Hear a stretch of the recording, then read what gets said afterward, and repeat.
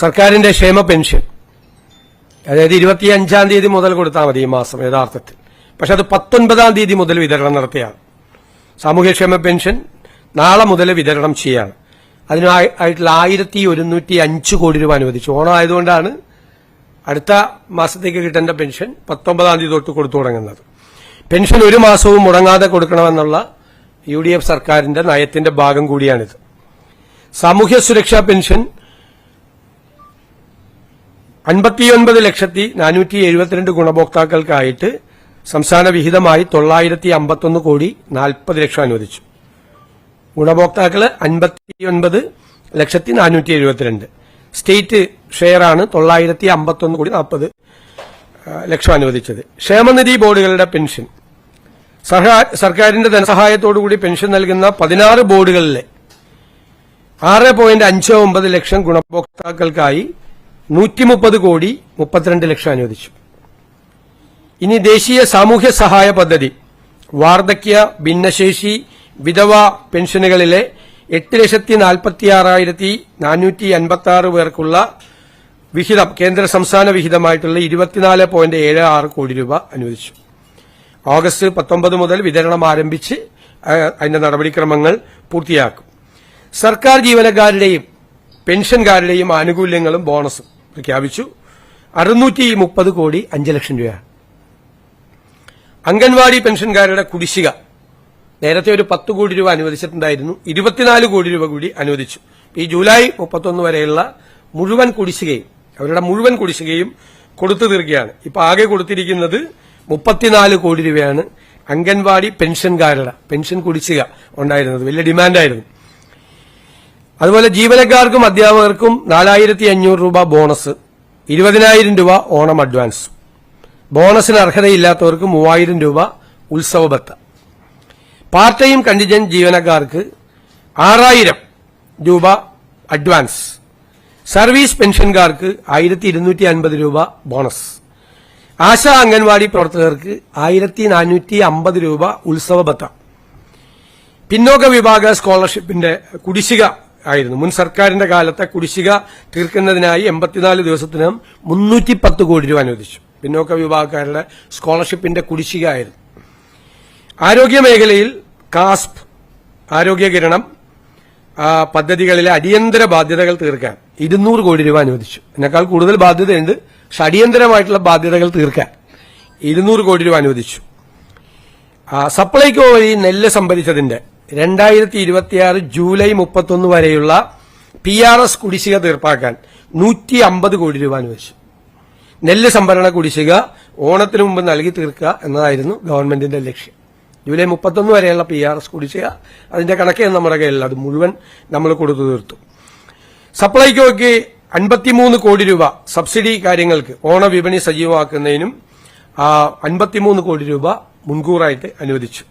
Consumer ഫെഡിന് Onam വിപണി ഇടപെടൽ സജീവമാക്കുന്നതിന് വേണ്ടി അവരാവശ്യപ്പെട്ട 25 കോടി രൂപ അനുവദിച്ചു. ഇനി തൊഴിലുറപ്പ് തൊഴിലാളികൾക്കുള്ള ഓണം ഭത്ത 100 തൊഴിൽ ദിനങ്ങൾ പൂർത്തിയാക്കിയ 3.68 ലക്ഷം കുടുംബങ്ങൾക്ക് 1,200 രൂപ വീതം നൽകാൻ 44.24 കോടി. അയ്യങ്കാളി നഗര തൊഴിലുറപ്പ് 100 ദിനങ്ങൾ പൂർത്തിയാക്കിയ 7,080 തൊഴിലാളികൾക്ക് 1,200 രൂപ നൽകാൻ 85 ലക്ഷം രൂപ. ഇങ്ങനെ 45 കോടി 9 ലക്ഷം രൂപ തൊഴിലുറപ്പ് തൊഴിലാളികൾക്ക് കൊടുത്തിട്ടുണ്ട്. സ്കൂൾ പാചക തൊഴിലാളികളുടെ വേതനം നമ്മൾ ഗവൺമെന്റ് വന്ന ഉടനെ 1,000 രൂപ വർദ്ധിപ്പിച്ചിട്ടുണ്ടായിരുന്നു. ആ വർദ്ധിപ്പിച്ച 1,000 രൂപ ഉൾപ്പെടെ അവരുടെ അക്കൌണ്ടുകളിലേക്ക് നേരിട്ടെത്തിക്കാൻ 44 കോടി രൂപ അനുവദിച്ചു. ലോട്ടറി ഏജന്റുമാരുടെയും വിൽപ്പനക്കാരുടെയും ക്ഷേമം അതിന് 26 കോടി 47 ലക്ഷം രൂപ അനുവദിച്ചു. അവരുടെ ബോണസ് 1,000 രൂപയാക്കി ഉയർത്തി. ഉത്സവ ബോണസ് സജീവ ഏജന്റുമാർക്ക് 8,500 പെൻഷൻകാർക്ക് 3,750 രൂപയും ലഭിക്കും. എൻഡോസൾഫാൻ ദുരിതബാധിതരുടെ സ്നേഹസാന്ത്വനം പദ്ധതിയിൽ അവരുടെ ധനസഹായവും പുനരധിവാസവുമായി ബന്ധപ്പെട്ട് 5,208 നിലവിലുള്ള ഗുണഭോക്താക്കൾക്കും പുതിയതായി ഉൾപ്പെടുത്തിയ 1,000 പേർക്കും സാമ്പത്തിക സഹായം, കെയർ ഗിവേഴ്സിനുള്ള ബത്ത, കുട്ടികളുടെ വിദ്യാഭ്യാസം, 10 MCRCകളുടെ നവീകരണം എന്നിവയ്ക്കായി 14 കോടി 40 ലക്ഷം രൂപ വകയിരുത്തി. പട്ടികവർഗ വിഭാഗക്കാർക്ക് ഓണക്കോടി അതിന് വേണ്ടിയിട്ട് 60 വയസ്സിന് മുകളിലുള്ള 52,826 പട്ടികവർഗക്കാർക്ക് ഒരാൾക്ക് 1000 രൂപ നിരക്കിൽ ഓണക്കോടി വിതരണം നടത്തും. അതിന് 5.28 കോടി അവതരിപ്പിച്ചു. വയനാട് ഞാൻ നേരത്തെ പറഞ്ഞതാണ്, പുനരധിവാസവുമായി ബന്ധപ്പെട്ട് 2 ലക്ഷം രൂപ അനുവദിച്ചെന്ന് പറഞ്ഞ ഓരോരുത്തർക്കും. സ്പോർട്സ് കൌൺസിലിലെ കരാർ ജീവനക്കാരുടെ ശമ്പള കുടിശ്ശിക അത് ഏപ്രിൽ, മെയ്, ജൂൺ മാസങ്ങളിലെ വേതനം നൽകുന്നതിനായി 1.5 കോടി രൂപ അനുവദിച്ചു. പൂട്ടിക്കിടക്കുന്ന തോട്ടങ്ങളിലെ തൊഴിലാളികൾക്ക് ഉത്സവ ഭത്തയും കിറ്റും 2000 രൂപ എക്സ്ഗ്രേഷ്യ ആശ്വാസവും 1000 രൂപ മൂല്യമുള്ള സപ്ലൈകോ ഓണം ഗിഫ്റ്റ് കാർഡുകളുടെ വിതരണം. അതിന് 21 ലക്ഷത്തോളം രൂപ വരും. ആശ്വാസകിരണം പദ്ധതിയുടെ ധനസഹായ വർധനവ്, പ്രതിമാസ സഹായം, കിടപ്പിലായ രോഗികളെയും ഭിന്നശേഷിക്കാരെയും പരിചരിക്കുന്നവർക്കുള്ള ധനസഹായം 600 രൂപയിൽ നിന്ന് 1000 രൂപയാക്കി ഉയർത്തി. പിന്നെ കൈത്തറി സ്കൂൾ യൂണിഫോം പദ്ധതി, സൌജന്യ സ്കൂൾ യൂണിഫോം പദ്ധതി പ്രവർത്തനങ്ങൾക്കായി ഫണ്ട് റിലീസ് ചെയ്തു. 18.32 കോടി എന്നിവ ഉൾപ്പെടെ മൊത്തം നെയ്ത്തുകൂലി ഉൾപ്പെടെയുള്ള 30 കോടി രൂപ അതിനായിട്ട് അനുവദിച്ചിട്ടുണ്ട്. ഇതാണ് ഇപ്പോൾ സർക്കാർ ഓണവുമായിട്ട് ബന്ധപ്പെട്ട് നടത്തിയിരിക്കുന്നത്. കനത്ത ധനപ്രതിസന്ധിയിലൂടെ കടന്നുപോകുമ്പോഴും ഈ പ്രധാനപ്പെട്ട കാര്യങ്ങൾ ചെയ്യാൻ സർക്കാർ ബാധ്യസ്ഥമാണ്. സർക്കാർ അത് ചെയ്തിട്ടുണ്ട്. അത് ഇനിയും വരും. എല്ലാം കൂടി കൂട്ടി ഒരുമിച്ച് പറയാം.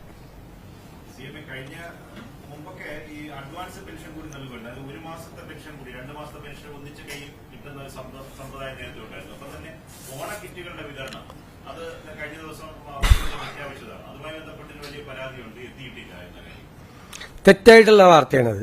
ഈ ഓണക്കിറ്റ് വിതരണം സംസ്ഥാന ഇന്നുച്ചയ്ക്ക് 2:30 വരെയുള്ള കണക്ക് ഞാൻ പറഞ്ഞായിരുന്നു. ഇന്നുച്ചയ്ക്ക് 2:30 വരെ സംസ്ഥാന സർക്കാരിന്റെ സൌജന്യ ഓണക്കിറ്റ് വിതരണം പുരോഗമിക്കുകയാണ്. റേഷൻ കടകളിൽ എത്തിച്ച ആകെ കിറ്റുകൾ നമ്മൾ തയ്യാറാക്കി വെച്ചിരിക്കുന്നത് 6,02,650 റെഡിയാണ്.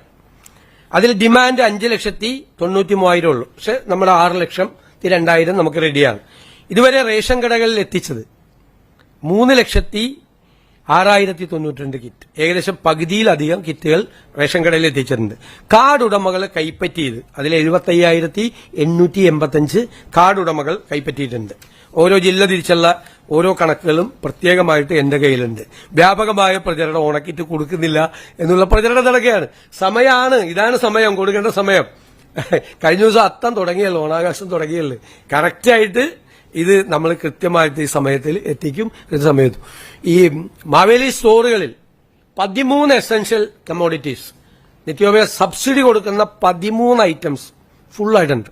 എല്ലാ സാധനങ്ങളും അവിടെ കൃത്യമായിട്ട് ഉണ്ട്. കൃത്യമായിട്ടുള്ള സർക്കാർ ഇടപെടൽ അവിടെ നടത്തുന്നുണ്ട്. ഒരു വിലക്കയറ്റം ഇല്ലാതെ 13 ഒരു സാധനത്തിന്റെ വില കൂട്ടിയിട്ടില്ല. 13 സബ്സിഡി സാധനങ്ങളും ഒരു വിലക്കയറ്റം ഇല്ലാതെ കൃത്യമായിട്ട് എല്ലാ ഔട്ട്ലെറ്റിലും, കേരളത്തിലെ മുഴുവൻ ഔട്ട്ലെറ്റിൽ എത്തിച്ചിട്ടുണ്ട്. പണ്ട് പല സ്ഥലത്തും ഒഴിഞ്ഞു കിടന്നിരുന്ന് നിങ്ങൾ തന്നെ ചിത്രമൊക്കെ എടുത്ത് കൊടുത്തിട്ടുണ്ട്. ഒന്നുമില്ല എന്ന് പറഞ്ഞ് ഉദ്ഘാടനം നടക്കാതെ പോയിട്ടുണ്ട്. സപ്ലൈകോയുടെ ഓണം ഫെയർ LDF MLA തന്നെ ഒന്നുമില്ല എന്ന് പറഞ്ഞ് ഉദ്ഘാടനം ബഹിഷ്കരിച്ച് പോയ സംഭവങ്ങളൊക്കെ നേരത്തെ ഉണ്ടായിട്ടുണ്ട്. ഇപ്പൊ അങ്ങനത്തെ ഒരു സംഭവം ഒരു ഔട്ട്ലെറ്റിലും ഇല്ല. 10 ഇനങ്ങൾക്ക് കഴിഞ്ഞ ഓണത്തേക്കാൾ വില കുറച്ചു.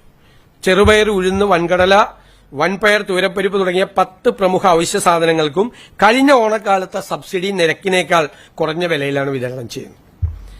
ശബരി വെളിച്ചെണ്ണ വീണ്ടും വില കുറച്ചു. സപ്ലൈകോ വഴിയുള്ള ശബരി സബ്സിഡി വെളിച്ചെണ്ണയുടെ വില ലിറ്ററിന് 249 നിന്ന് 20 രൂപ കൂടി കുറച്ച് 229 രൂപയാക്കിയിട്ടാണ് ഇപ്പോൾ കൊടുക്കുന്നത്. 2 മാസത്തെ സബ്സിഡി ഒറ്റയടിക്കാണ്. ഓണം പ്രമാണിച്ച് ഓഗസ്റ്റ്, സെപ്റ്റംബർ മാസങ്ങളിലെ സബ്സിഡി സാധനങ്ങൾ റേഷൻ കാർഡ് ഉപയോഗിച്ച് ജനങ്ങൾക്ക് ഇപ്പോൾ ഒരുമിച്ച് വാങ്ങാം. അതിന്റെ കംപ്ലീറ്റ് ഡീറ്റെയിൽസ് ജില്ല തിരിച്ചുള്ള മുഴുവൻ ഡീറ്റെയിൽസും ഉണ്ട്.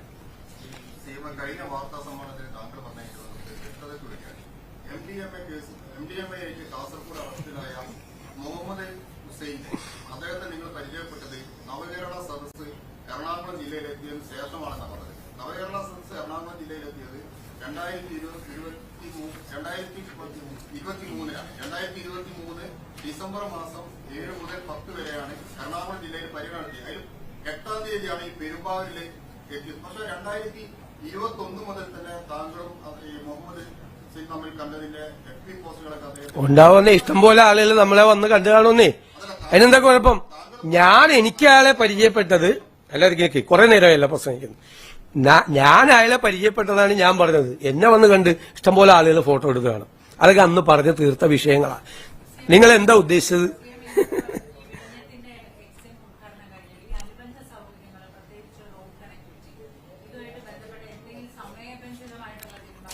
നമ്മളിന്ന് പ്രഖ്യാപിച്ചിട്ടുണ്ട് ടൈം ഫ്രെയിം ഡിക്ലെയർ ചെയ്യാൻ പോകുക ഗവൺമെന്റ്. നിങ്ങളൊരു കാര്യം മനസ്സിലാക്കേണ്ടത്, കൺസെഷൻ എഗ്രിമെന്റിന്റെ ഭാഗമായിട്ട് ഗവൺമെന്റിന്റെ ചുമതലകൾ ഉണ്ടായിരുന്നു.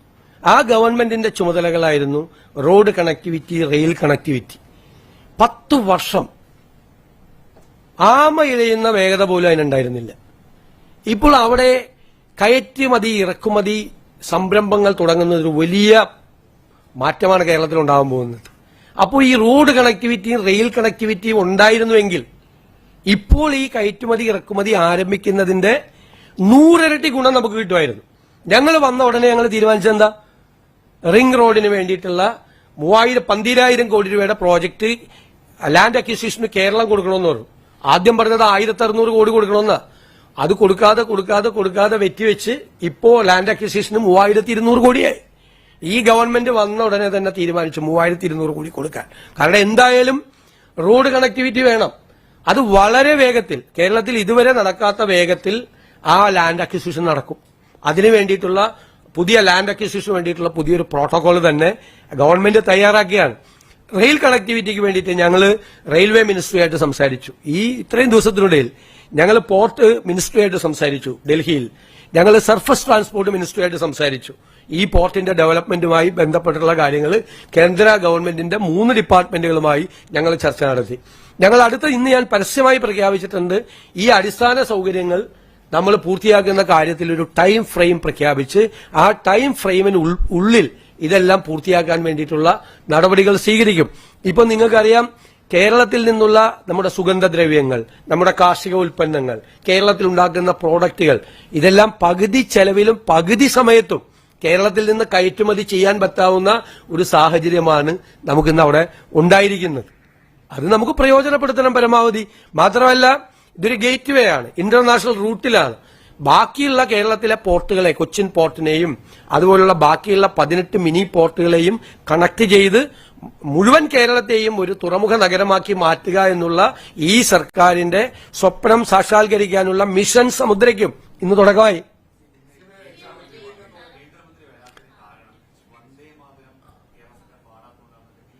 ഇല്ല, അദ്ദേഹം വരാമെന്ന് സമ്മതിച്ചാണ്. അദ്ദേഹത്തിന് ഔദ്യോഗികമായിട്ടുള്ള ഒരു അടിയന്തര സാഹചര്യം വേണ്ടി വന്നതുകൊണ്ടാണ് അദ്ദേഹം വരാതിരുന്നത്. അതൊന്നും എനിക്കറിയില്ല, അത് അവരോട് ചോദിക്കണം. അവരെന്താ വരാതെന്ന് എന്നോട് ചോദിച്ചിട്ട് കാര്യമുണ്ട്.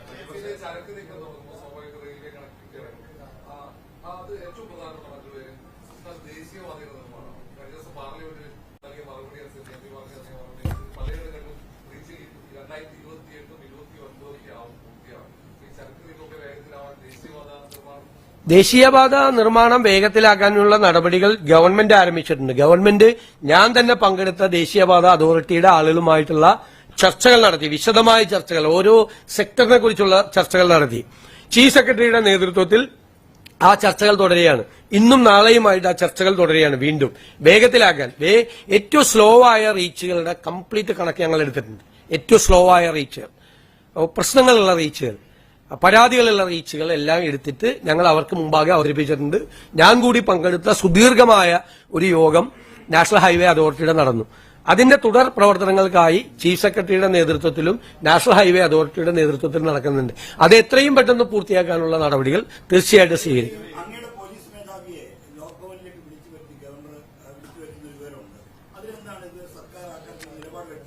അല്ല, സർക്കാർ ഞങ്ങൾ തന്നെ നേരത്തെ തന്നെ പറഞ്ഞിട്ടുണ്ട്. നേരത്തെ തന്നെ ഇക്കാര്യത്തിൽ ഞാനിപ്പോഴല്ലേ നിങ്ങളെ കാണുന്നത്, അതിശക്തമായ നിലപാട് ഞങ്ങൾ പണ്ട് മുതലേ അത് പ്രകടിപ്പിച്ചിട്ടുണ്ട്. അങ്ങനെ വിളിക്കുന്നത് ശരിയല്ല. ത്രൂ ഗവൺമെന്റ് ആണ് ഒരു ഉദ്യോഗസ്ഥനെ ഗവർണർ വിളിക്കേണ്ടതെന്നുള്ള നിലപാട് UDF നിലപാടാണ്. ആ നിലപാട് വളരെ കൃത്യമാണ്. ഇത് ഇപ്പോൾ മാത്രമല്ലല്ലോ ഇത് നടക്കുന്നത്. 2018 ഒക്ടോബറിൽ ജസ്റ്റിസ് സദാശിവം ഗവർണറായിരുന്നപ്പോൾ DGP ലോക്നാഥ് ബെഹ്റയെ രാജ്ഭവനിലേക്ക് വിളിപ്പിച്ചത്. ഇന്ന് രാജ്ഭവനാ, ലോക്ഭവനല്ല. 2023 ഡിസംബറിൽ ഗവർണറുടെ കാറിന് നേരെ SFI പ്രവർത്തകർ അക്രമം അയച്ചുവിട്ടതിന്റെ പേരിൽ ചീഫ് സെക്രട്ടറിയെയും DGPയെയും രാജ്ഭവനിലേക്ക് വിളിപ്പിച്ചു. IPC 124 വകുപ്പ് പ്രകാരം കേസെടുക്കാൻ നിർദ്ദേശം കൊടുത്തു. ഇതൊക്കെ സമയത്ത് മുഖ്യമന്ത്രി ശ്രീ പിണറായി വിജയനായിരുന്നു. മുഖ്യമന്ത്രിയുടെ വിവാദമായ മലപ്പുറം പ്രസംഗത്തിന്റെ പേരിൽ governor Arif Khan 2024 October 7 chief സെക്രട്ടറിയെയും DGPയെയും രാജ്ഭവനിലേക്ക് വിളിച്ചിരുന്നു. ഇതൊക്കെ വാർത്തകൾ എന്റെ കയ്യിലുണ്ട്. ഞാൻ പറഞ്ഞാണ്, ഓർമ്മപ്പെടുത്താൻ പറഞ്ഞതാണ്. കഴിഞ്ഞ ദിവസം പ്രതിപക്ഷ നേതാവ് സംസാരിച്ചപ്പോ ഞാൻ തന്നെ വിചാരിച്ചത് ആദ്യമായിട്ടാണ് ഒരു ഉദ്യോഗസ്ഥനെ ലോക്ഭവനിലേക്ക് വിളിച്ചു വരുത്തിയെന്ന് വിചാരിച്ചത്. നേരത്തെ ഉണ്ടായിട്ടുണ്ട്, അന്നും പ്രതിഷേധിച്ചിട്ടുണ്ട്, ഇപ്പോഴും പ്രതിഷേധിച്ചു.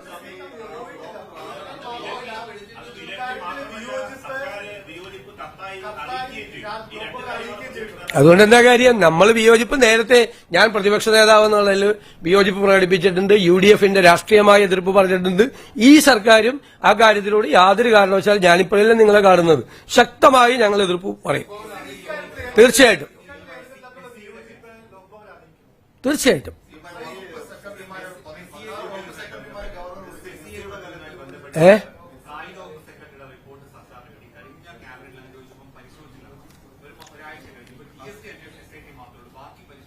അതുമായി ബന്ധപ്പെട്ട പരിശോധന പൂർത്തിയായി.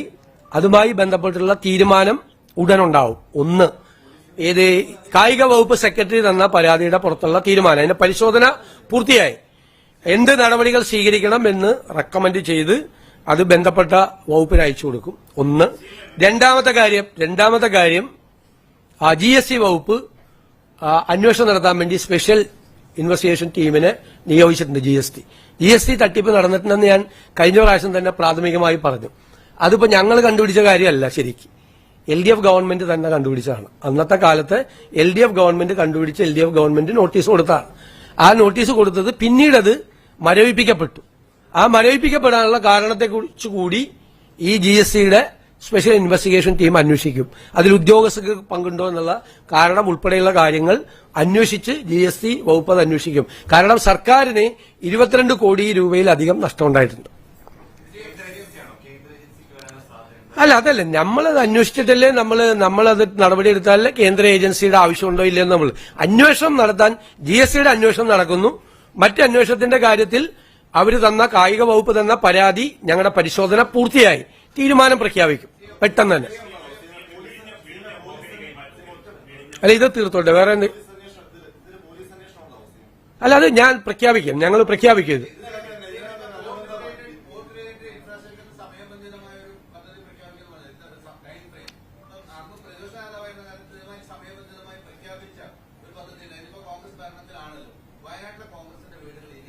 അവിടെ നിർമ്മാണ പ്രവർത്തനം ആരംഭിച്ചല്ലോ. ഞാൻ ഇന്നും പൈസ, അതിന് ആവശ്യമായ പൈസ ചെക്കിൽ ഒപ്പിട്ടിട്ടാണ് വരുന്നത്. എന്റെ കൂടി പേരിലുള്ള ജോയിന്റ് അക്കൗണ്ട്.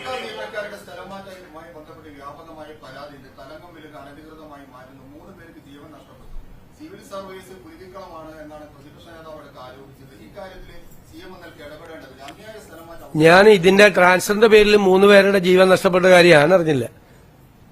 നിങ്ങൾ വാർത്ത കൊടുത്തുകൊണ്ട് ജീവൻ നഷ്ടപ്പെടലാവില്ലല്ലോ. ഒരാൾ ആത്മഹത്യ ചെയ്തു എന്ന് പറയുന്ന വാർത്ത ഞങ്ങൾ 18-ാം തീയതിയാണ് അധികാരത്തിൽ വരുന്നത്. 12-ാം തീയതി നടത്തിയ ട്രാൻസ്ഫറാണ് ഒരാൾ ആത്മഹത്യ എന്ന് പറഞ്ഞത് ഞങ്ങള്. പിന്നെ ഒരാളുടെ ആ കേസ് തന്നെ ഒരു കെട്ടിടത്തിന്റെ താഴത്തെ നിലയിൽ നിന്ന് മുകളിലത്തെ നിലയിലേക്കാണ് ട്രാൻസ്ഫർ ആയിട്ടുള്ളത്. എന്നിട്ട് അതിനെക്കുറിച്ച് അന്വേഷിച്ചുകൊണ്ടിരിക്കുകയാണ്. ഒരു അന്വേഷണത്തിന്റെ ഘട്ടത്തിൽ ഞാൻ കാര്യങ്ങൾ പറയുന്നത് ശരിയല്ല, മനസ്സിലായില്ലേ?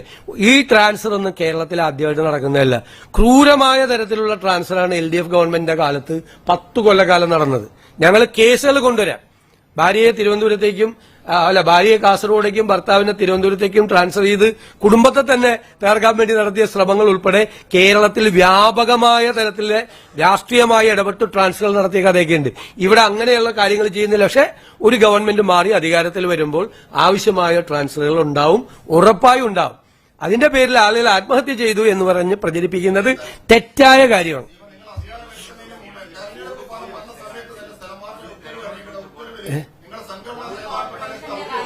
പ്ലീസ്,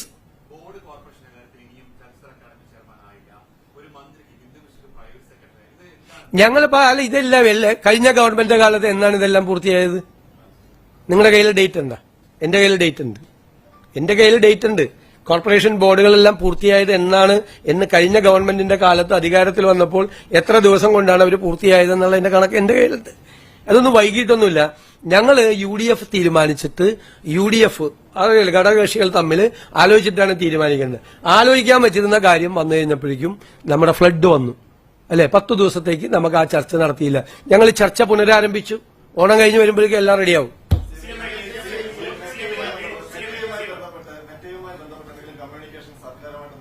ഒരു തരത്തിലുള്ള ഞാനത് വളരെ I have made it very clear കേട്ടോ. എന്താണ് ഒരു തരത്തിലും ഒരു പോസ്റ്റിംഗും നീക്കുന്നതിന് വേണ്ടിയിട്ട് ഇപ്പൊ ഈ പറയുന്ന പോസ്റ്റിംഗ് നീക്കുന്നതിന് വേണ്ടിയിട്ട് സർക്കാരിന്റെ ഭാഗത്തുനിന്നോ പോലീസിന്റെ ഭാഗത്തുനിന്നോ മെറ്റയോട് ആവശ്യപ്പെട്ടിട്ടില്ല. ഒന്ന്.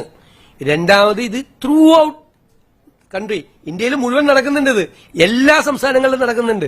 എല്ലാ സംസ്ഥാനത്തും ഇവിടത്തെ മാത്രം എടുത്തിട്ട് ഞാൻ മെറ്റയോട് പറഞ്ഞു, മെറ്റ അത് എനിക്കിട്ടായിരുന്നു. മെറ്റയോട് ഞാൻ പറഞ്ഞിട്ട് മെറ്റ നീക്കിയെന്ന് പറഞ്ഞിട്ട് എന്തൊരു വില കുറഞ്ഞ പ്രചരണമാണ് കേരളത്തിൽ നടത്തിയത് എന്ന് നിങ്ങളത് വായിച്ചു നോക്കാം ആദ്യം. ഇപ്പൊ പറയുന്ന വിശദീകരണം കിട്ടിയെന്ന് പറഞ്ഞാൽ അത് അറിയാവുന്നവരോട് നിങ്ങളൊന്ന് ചോദിച്ചു നോക്ക്. എന്താണ് ആ വിശദീകരണം? അതിന്റെ അർത്ഥം ഞങ്ങൾ പറഞ്ഞതാണ് ലീഗൽ റിക്വയർമെന്റ് എന്ന് പറഞ്ഞു കഴിഞ്ഞാൽ അതിന് സർക്കാരിന് എന്താ കാര്യം? ലീഗൽ റിക്വയർമെന്റ് എന്ന് അവര് പറഞ്ഞാണ്. അത് അവരുടെ ആൽഗരിതം അനുസരിച്ചുള്ള ലീഗൽ റിക്വയർമെന്റ് ആണ്. ലീഗൽ റിക്വയർമെന്റ് എന്ന് വെച്ചാൽ എന്താ അർത്ഥം? നിങ്ങൾ ഓരോരുത്തർക്ക് തോന്നിയതുപോലെ ഓരോ ഓൺലൈൻ ചാനലും ഓരോ തരത്തിൽ ഇന്റർപ്രറ്റ് ചെയ്യാണ്. ലീഗൽ റിക്വയർമെന്റ് എന്ന് വെച്ചാൽ സർക്കാർ ആവശ്യപ്പെട്ടെന്നാണ് അതിന്റെ അർത്ഥം. മെറ്റ പറഞ്ഞതിന്റെ അർത്ഥം നിങ്ങൾ എത്ര ദിവസമായിട്ട് ഞാൻ പറഞ്ഞിട്ടാണ് ചെയ്യുന്നത്, അത് ഇട്ടിട്ട് ഓടി. ഏതായാലും നിങ്ങൾ തന്നെ ഇട്ടിട്ട് ഓടി. എന്തൊക്കെ കഥകളാണ്, ഓരോ കഥകളാണ് വരുന്നത്. മതി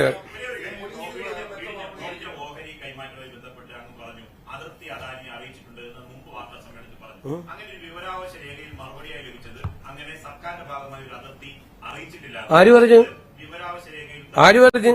അതെനിക്കറിയില്ല. നേരിട്ട് തന്നെ അവരെ അറിയിച്ചിട്ടുണ്ട്, അതൃപ്തി അറിയിച്ചിട്ടുണ്ട്. അത് പരസ്യമായി പത്രസമ്മേളനം നടത്തി പറഞ്ഞിട്ടുണ്ട്. അവരുടെ ഉടനെ തന്നെ പിറ്റേ ദിവസം തന്നെ അവരതിന്റെ അകത്ത് സോറി പറഞ്ഞുകൊണ്ട് നമുക്ക് കത്ത് തന്നു.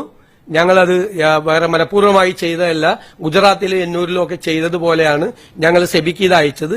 നമ്മൾ ആകെ പരാതി പറഞ്ഞത് സെബിക്ക് അയക്കുന്നതിന് മുമ്പ് ഇതിന്റെ പോർട്ടിന്റെ ഓണറായ ഞങ്ങളെ അറിയിക്കണം എന്നാണ് പറഞ്ഞിരുന്നത്. അത് അറിയിച്ചില്ലാത്തതിനാണ് നമ്മൾ അസംതൃപ്തി പറഞ്ഞത്.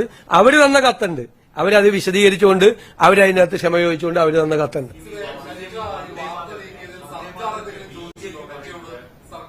ഇല്ല, ഞാൻ പറഞ്ഞല്ലോ, നിങ്ങൾ ആരെങ്കിലും പരാതി കൊടുത്താൽ സർക്കാർ അതിന്റെ കൂടെ നിൽക്കാം എന്നാണ് എന്റെ വാക്ക്. അഗ്രീവ്ഡ് പാർട്ടി, സർക്കാരല്ലല്ലോ അഗ്രീവ്ഡ് പാർട്ടി നീക്കം ചെയ്ത ഓൺലൈനുകളാണ്, നിങ്ങൾ ഇട്ട പോസ്റ്റുകളാണ് മെറ്റ നീക്കം ചെയ്ത്. നിങ്ങൾ പരാതി കൊടുത്താൽ നിങ്ങളാണ് അഗ്രീവ്ഡ് പാർട്ടി. ഇതൊക്കെ ഞാൻ കഴിഞ്ഞ പ്രാവശ്യം നല്ല ക്ലാരിറ്റിയോടുകൂടി പറഞ്ഞ അഗ്രീവ്ഡ് പാർട്ടി. നിങ്ങൾ കൊടുത്താൽ നമ്മൾ അതിന്റെ കൂടെ നിൽക്കാം. ഇല്ല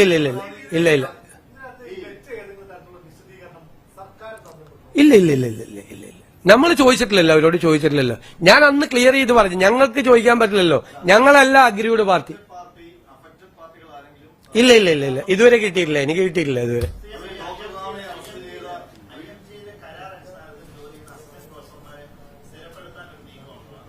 അല്ല, നമ്മുടെ മുമ്പിലൊന്നും വന്നിട്ടില്ല. എന്തായാലും പല ആവശ്യങ്ങളും വന്നിട്ടുണ്ട് പല സ്ഥലത്തും.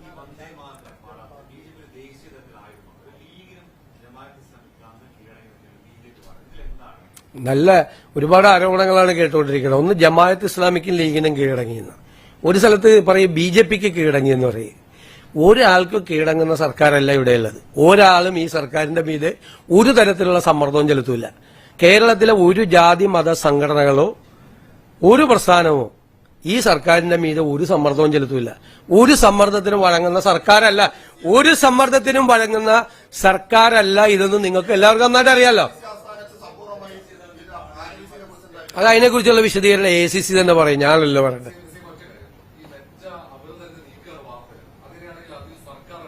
അല്ല, ഇടപെടാ. ഞാൻ പറഞ്ഞല്ലോ, നിങ്ങളടക്കം ഇപ്പൊ എനിക്കെതിരെ ഇട്ടിരിക്കുന്ന